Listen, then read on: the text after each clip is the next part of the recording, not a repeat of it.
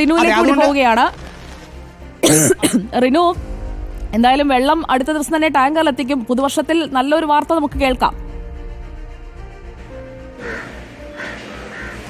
തീർച്ചയായും ഈ ഒരു പ്രശ്നം ഉടൻ പരിഹരിക്കപ്പെടുമെന്ന് തന്നെയാണ് നമ്മുടെ പ്രതീക്ഷ. എന്തായാലും കൗൺസിലർ കൂടി, ചെമ്പഴന്തി ഉദയൻ കൗൺസിലർ കൂടിയുണ്ട്. ഇപ്പോൾ ഈ ബുദ്ധിമുട്ട് അനുഭവിക്കുമ്പോൾ ഇവർ കാശൊക്കെ വെള്ളം വാങ്ങിക്കുന്നുണ്ട്. നഗരസഭയുടെ ഒരു ഉത്തരവാദിത്തമല്ലേ ഈ വെള്ളം ഇവർക്ക് ടാങ്കർ ലോറിയിൽ എത്തിക്കുക എന്നുള്ളത്? ടാങ്കർ ലോറിയിൽ എത്തിച്ചിട്ടുണ്ട്. ആവശ്യപ്പെടുന്ന അസോസിയേഷനൊക്കെ ആവശ്യപ്പെടുന്ന സമയത്ത് ടാങ്കർ ലോറിയിൽ എത്തിച്ചിട്ടുണ്ട്. പക്ഷേ അത് ടാങ്കർ ലോറി പോകുന്ന ഭാഗത്തുള്ളവർക്കല്ലേ കിട്ടും.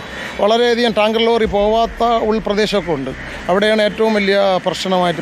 അവിടെ ഒരു പരിഹാര മാർഗം എന്താണ്? പരിഹാര മാർഗം ഇപ്പോൾ ലൈൻ എല്ലായിടത്തും പോയിട്ടുണ്ട്. വെള്ളം റെഗുലറായിട്ട് കിട്ടുക എന്നത് മാത്രമേ ഇതിന് പരിഹാരം. അതിന് പല ഭാഗത്തു നിന്നുമുള്ള നമ്മൾ ലൈൻ നമ്മൾ ചാർജ് ചെയ്യാൻ വേണ്ടി നമ്മൾ ഡിപ്പാർട്ട്മെൻറ്റ് അന്ന് നടപടിയെടുക്കാത്തതുകൊണ്ട്. ഉദ്യോഗസ്ഥരുടെ ഭാഗത്ത് വീഴ്ചയുണ്ടോ? ധാരാളമുണ്ട്. ഉദ്യോഗസ്ഥരുടെ ഭാഗത്തു നിന്നാണ് വീഴ്ച കൂടുതലുള്ളത്.